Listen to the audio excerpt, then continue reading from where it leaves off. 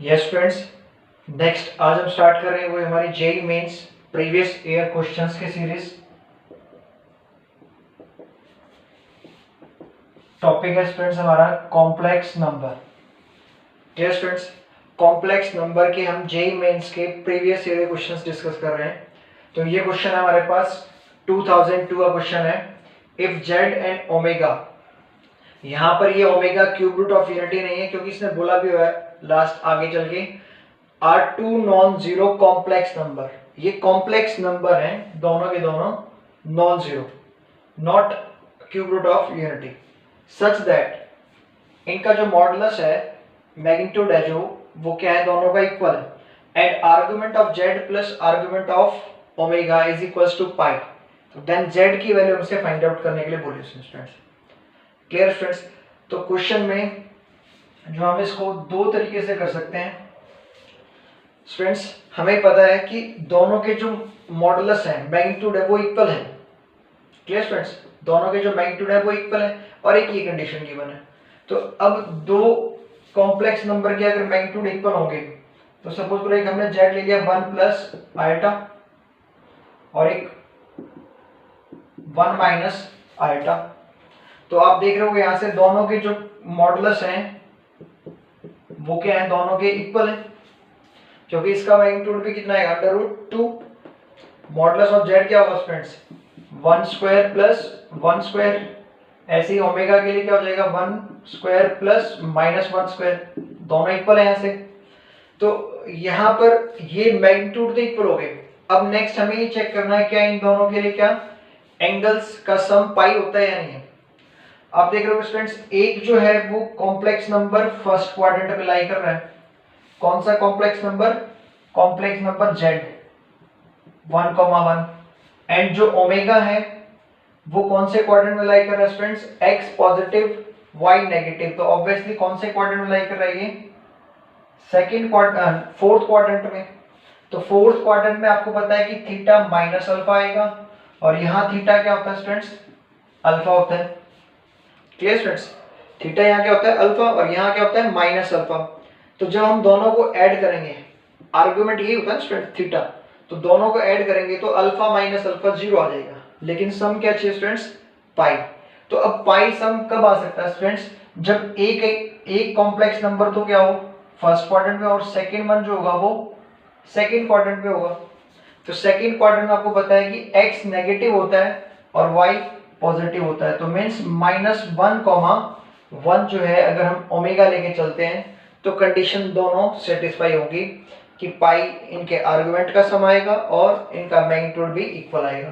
तो मीन्स हमें यहाँ पर जो ओमेगा लेना है वो -1 प्लस आयोटा लेके चलना है। तो ऑब्वियसली मैग्नीट्यूड क्या आएगा दोनों का? सेम ही आएगा। मैग्नीट्यूड देख लो सेम आएगा यहाँ पर मॉडुलस। तो अब आर्गुमेंट फर्स्ट के लिए हम जो फाइंड आउट कर रहे हैं फर्स्ट जेड के लिए argument of z is equals to क्या होगा स्टूडेंट्स? फर्स्ट क्वाड्रेंट में theta is equals to alpha. तो अल्फा क्या होता है? tan inverse 1/1 means π/4, tan π/4। तो आर्गुमेंट ऑफ जेड यहाँ से π/4 आ गया।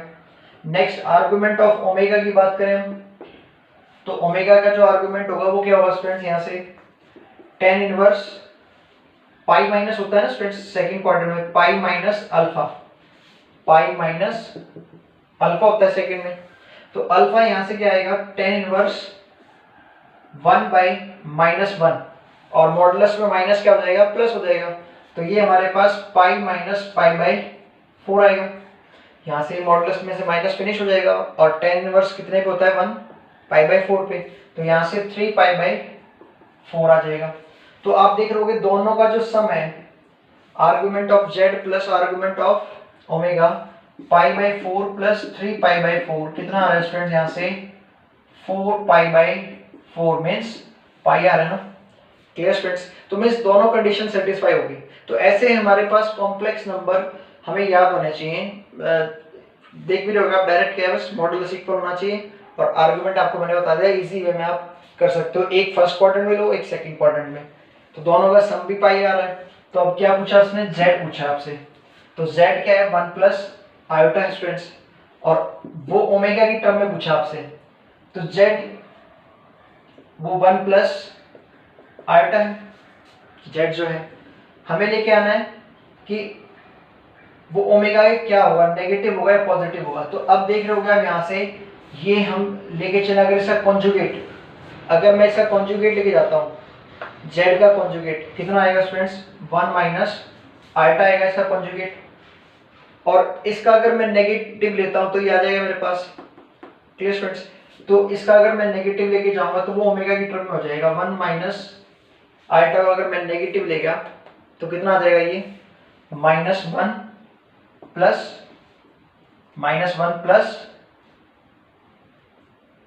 आयटा। आप देख रहे हो -1 प्लस आयटा हो जाएगा। तो हमने क्या किया स्टूडेंट, यहाँ से जो जेड है उसको इस फॉर्म में लिखा है, तो इसका मतलब क्या होगा, वो माइनस कॉन्जुगेट ऑफ ओमेगा। इस को हम देखो यहाँ पर, अगर आप इसका क्या करते हो, इस ओमेगा का कॉन्जुगेट करते हो, तो कॉन्जुगेट करने से आया -1 माइनस आयटा। और अगर मैं माइनस कॉमन ले जाऊं तो ये हो जाएगा -1 प्लस आयटा, जो कि क्या है यहाँ से क्या है स्टूडेंट्स, अगर आप इसको इस वे में करना चाहो, ऑप्शन से मैच करना चाहो तो ये ऑप्शन से कर सकते हैं। कितना होगा यहाँ से हमारे पास, माइनस ऑफ 1 प्लस आयटा क्या होता है, जेड ओमेगा कॉन्जुगेट। तो जेड अगर हमें फाइंड आउट करना है तो वो माइनस ओमेगा कॉन्जुगेट हो जाएगा। तो बस हम यहाँ पर क्या है, विद एक कोई एग्जांपल के तौर पे इसको क्या है, क्वेश्चन को सॉल्व कर सकते हैं by giving an example. Method से हम जो है सॉल्व करेंगे तो लेंथी हो जाएगा, तो मेथड से बताता हूँ आपको मेथड से कैसे करेंगे। अब एक और एग्जांपल लेके कर सकते हैं स्टूडेंट्स हम, काफी फेमस एग्जांपल है complex omega cube root of unity के लिए। यहां से अगर मैं z को क्या लेके जाऊं स्टूडेंट्स, z को अगर मैं लेके जाता हूं 1/2 प्लस √3/2 आयटा, ये स्टूडेंट्स। तो अब नेक्स्ट अगर मैं ओमेगा लेके जा रहा हूं तो ओमेगा क्या होगा, सेकंड क्वाड्रेंट में लेना है। क्या याद रखना आपको, सेकंड क्वाड्रेंट में। तो सेकंड क्वाड्रेंट में x नेगेटिव होता है एंड y पॉजिटिव होता है, ये होता है students, x negative y positive. और दोनों के जो मैग्नीट्यूड स्टूडेंट्स वो क्या आ रहे हैं, इक्वल आ रहे हैं। आप करके देख सकते हो, 1/2 का स्क्वायर 1/4, √3/2 का स्क्वायर 3/4, तो 1/4 प्लस 3/4 1। ऐसे यहाँ पर ओमेगा का जो मॉडुलस होगा, तो दोनों के मॉडुलस इक्वल है। और एक का जो आर्गुमेंट आएगा वो फर्स्ट क्वाड्रेंट में theta is equals to alpha होता है, तो इसके लिए जो आर्गुमेंट आएगा वो π/3 आएगा। आप करके देख सकते हो, tan इनवर्स अल्फा, हमें मैंने आपको बताया tan इनवर्स अल्फा क्या होगा, √3/2/1/2, तो 2 से 2 कैंसिल आउट हो जाएगा, √3 आ जाएगा, तो π/3। और इसके लिए क्या आएगा स्टूडेंट्स, 2π/3, और दोनों का सम कितना है स्टूडेंट्स, पाई। तो ऑब्वियसली जो z होगा वो, अगर मैं ओमेगा क्या कर दूं स्टूडेंट, यहाँ से ओमेगा का कॉन्जुगेट कर दूं, तो कॉन्जुगेट करते ही आ गया -1/2 माइनस √3/2 आयटा। और अगर मैं माइनस कॉमन लेके जाऊं तो ये 1/2 प्लस √3/2 आयटा, और जो भी क्या होता है यहाँ पर किसके इक्वल होगा, ये z के इक्वल, तो ऑप्शन बी आएगा। अब इसको मेथड से करते हैं स्टूडेंट्स। ये तो मैंने क्या है, इसको एज ए ट्रिक से सॉल्व किया है विद इन 1 मिनट। अगर हमें क्या है पता होगा कि कोई कॉम्प्लेक्स नंबर और एक सेकंड ओमेगा फर्स्ट क्वाड्रेंट में ले और एक सेकंड क्वाड्रेंट में ले, तो बाय मेथड से और देख लेते हैं इसको कैसे होगा सॉल्व। बाय मेथड, तो बाय मेथड जो है हम सॉल्व करेंगे। तो स्टूडेंट्स हमने जो z है हमारे पास कॉम्प्लेक्स नंबर, हमने सपोज करो x प्लस आयटा y लिया, तो इसकी जो पोलर फॉर्म होगी स्टूडेंट्स वो क्या होगी, r cos theta plus eta sine theta होगी इसकी पोलर फॉर्म, ये होगा ना स्टूडेंट्स इसकी पोलर फॉर्म। तो अगर इसको यूलर फॉर्म में लिखें तो यूलर फॉर्म में लिखा जाएगा r e आयटा थीटा। इस z को हम ये लिखेंगे स्टूडेंट्स यूलर फॉर्म में, क्योंकि कॉन्जुगेट आर्गुमेंट क्या है इसका, थीटा है। नेक्स्ट अगर हम ओमेगा को लिखें तो यूलर फॉर्म में सपोज करो r e आयटा 5, क्योंकि इसका आर्गुमेंट हमने क्या मान लिया, 5 मान लिया ओमेगा के लिए। आपको वैसे दोनों केसेस में r लोगे, बिल्कुल, क्योंकि दोनों का मैग्नीट्यूड क्या है, सेम है। तो ये इसकी यूलर फॉर्म होगी। अब गिवन कंडीशन क्या है कि argument of z means theta plus five is equals to pi given है। तो मैं यहां से बोलूं कि थीटा की जो वैल्यू आएगी वो क्या आएगी, पाई माइनस फाइव आएगी, और वो यहां मैं पुट कर सकता हूं इस इक्वेशन में। तो जेड क्या हो जाएगा स्टूडेंट यहां से r e power iota pi minus five, ये हुआ स्टूडेंट्स। अब इसको ओपन करें पोलर फॉर्म में तो क्या होगा, ये यहां से अगर इसको मैं ओपन करने जाता हूं तो z is equals to r cos pi minus five plus iota sine pi minus five, ये होगा स्टूडेंट्स। तो अब कॉस पाई माइनस फाइव क्या होता है, माइनस, तो ये हो जाएगा आर माइनस कॉस फाइव, और ये आइटा क्या हो जाएगा, ये साइन तो सेकंड क्वाड्रेंट पॉजिटिव होता है, आइटा साइन फाइव हो जाएगा, ये हुआ ना स्टूडेंट्स। तो अब अगर मैं माइनस कॉमन ले जाऊं, अगर मैं क्या ले जाता हूं यहां से माइनस कॉमन, तो z is equals to minus r cos five minus iota sine five हो जाएगा।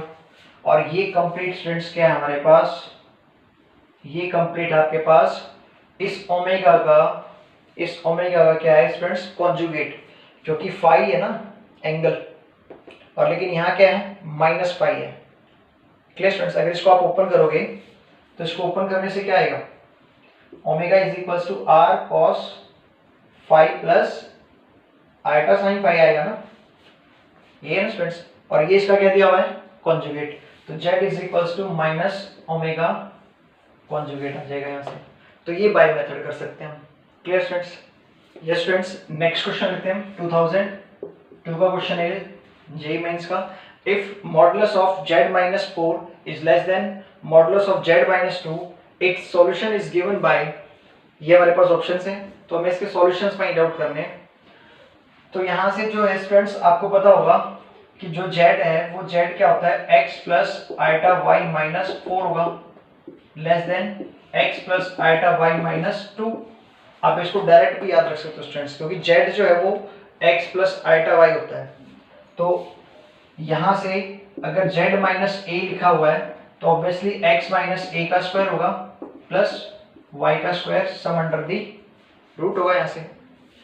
तो इसको हम लिख सकते हैं यहाँ से x माइनस 4 का whole square plus imaginary part का स्क्वायर, ये होगा under the root, less than next x minus 2 का whole square plus y square under the root.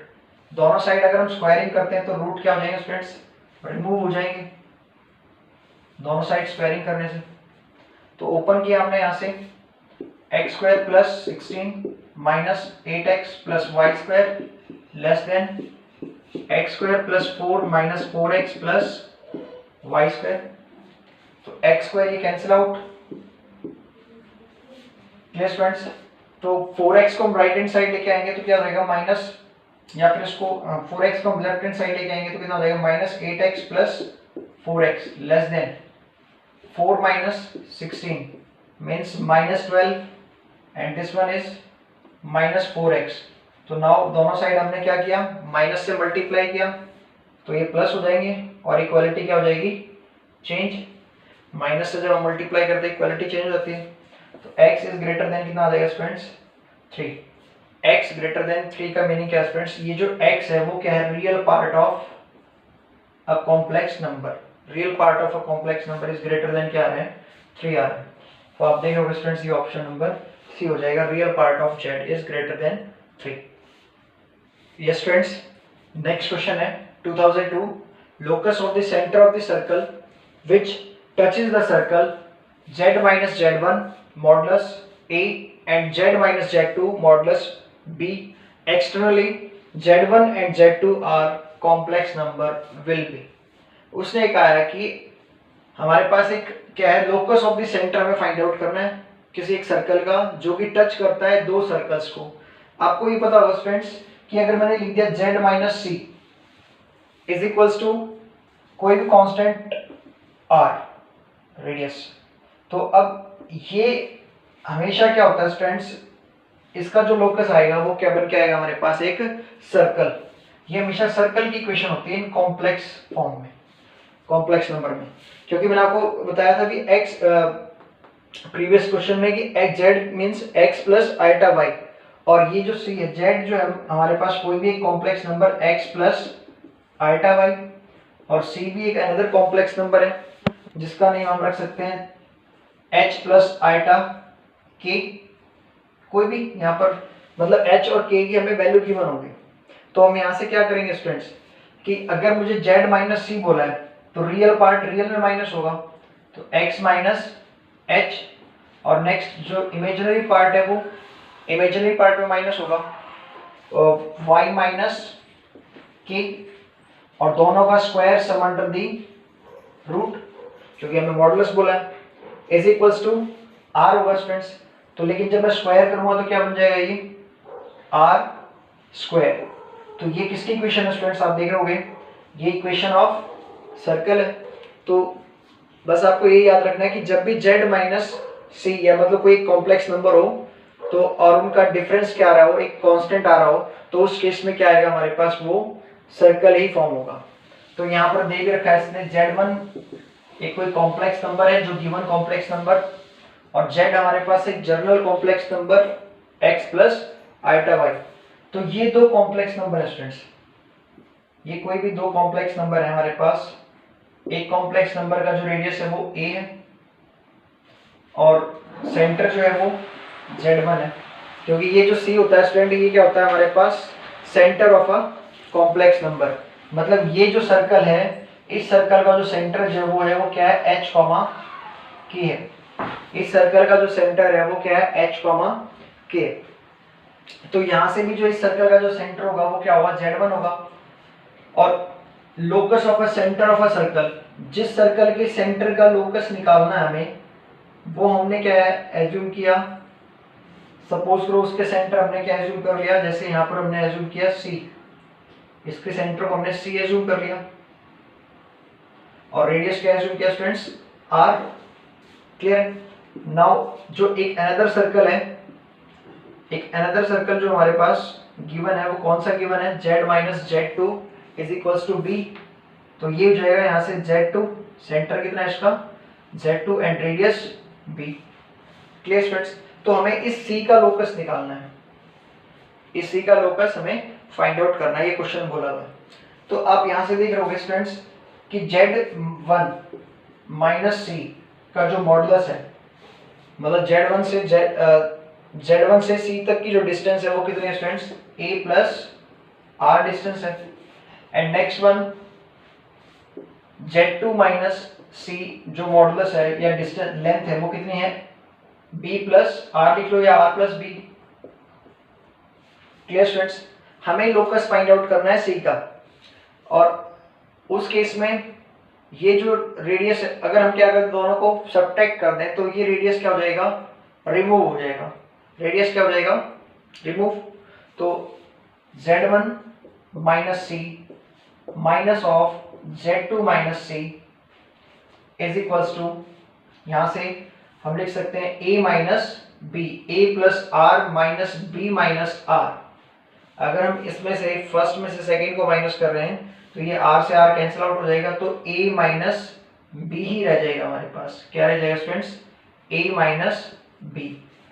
और मॉडुलस में हम क्या करें, साइन चेंज कर सकते हैं, मतलब c माइनस z1 लिख सकता हूं, क्योंकि मॉडुलस में क्या होता है माइनस प्लस ही रहेगा यहाँ पर, तो हम लिख सकते हैं इसको c माइनस z1 मॉड, मैं यहाँ पर लिख देता हूँ इसको लिख सकते हैं हम c minus z1 mod minus c minus z2 mod is equals to a minus b।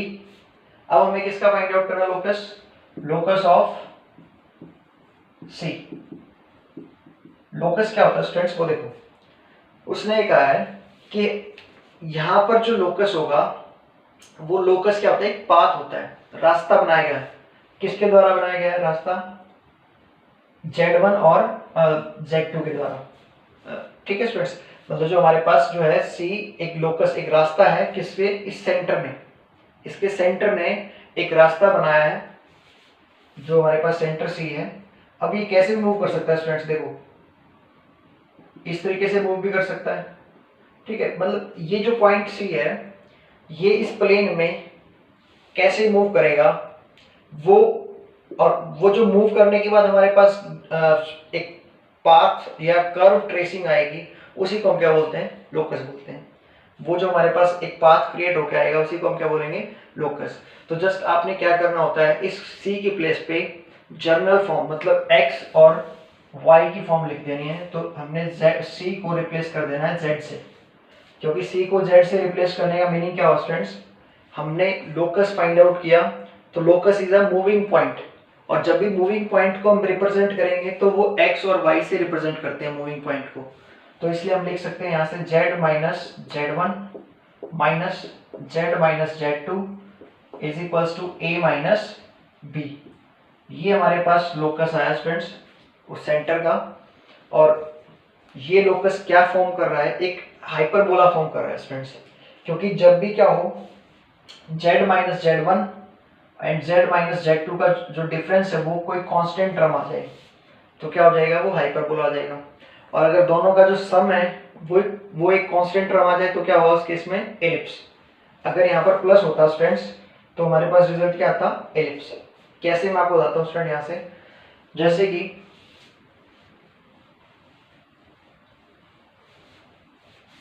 यहाँ से इसने बोला है कि जेड हमने किसकी प्लेस पे लिया स्टूडेंट्स, सी की प्लेस पे। तो वो ये कहना चाह रहे हैं यहाँ पर इस लाइन पे ये z1 है और ये z2 है और ये बीच में कोई हमारे पास क्या है, z। Clear students.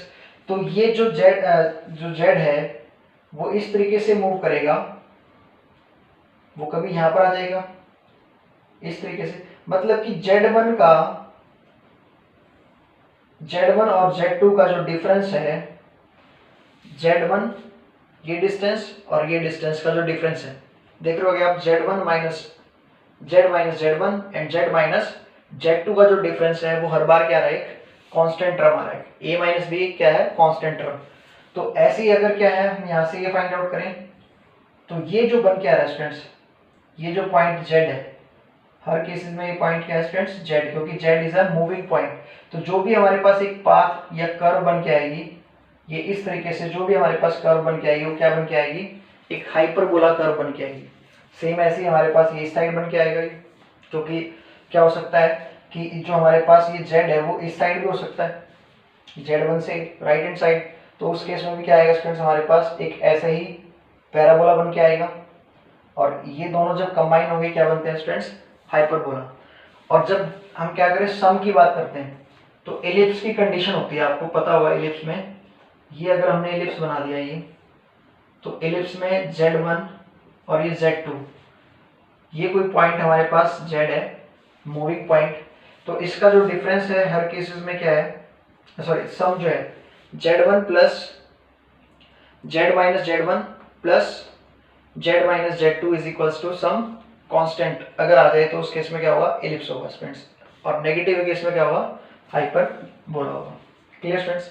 तो ये हम जो है कॉनिक सेक्शन में भी अच्छे तरीके से हम इसको डिस्कस कर चुके हैं। यस स्टूडेंट्स, नेक्स्ट क्वेश्चन है 2003 का, let z1 and z2 B two roots of equation z square plus az plus b is equals to 0, z being complex number. मतलब यहाँ पर इस इक्वेशन में z कॉम्प्लेक्स नंबर है, a और b कोई कॉम्प्लेक्स नंबर नहीं है, इसने मेंशन किया हुआ यहाँ पर। Further assume that the origin z1 and z2 forms an equilateral triangle. मतलब ओरिजिन, एक तो ओरिजिन है और एक z1 है और एक z2, ये तीनों मिलके क्या कर रहे हैं स्टूडेंट्स, एक इक्विलेटरल ट्रायंगल फॉर्म कर रहे हैं। क्या फॉर्म कर रहे हैं, equilateral triangle.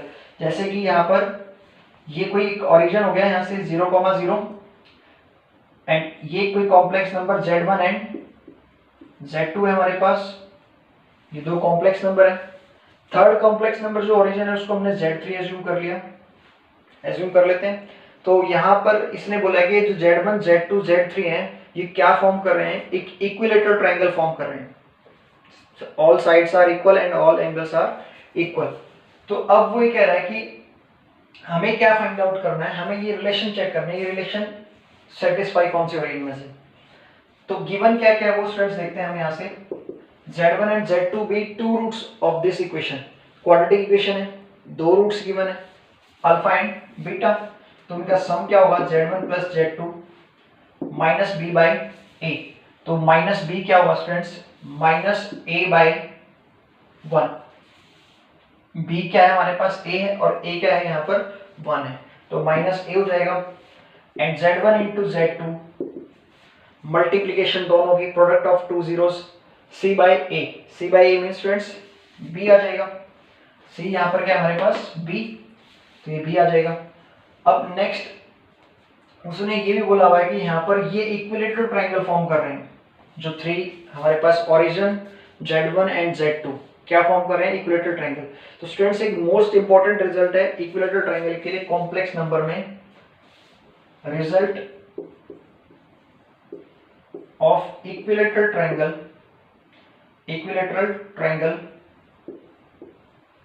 In complex number,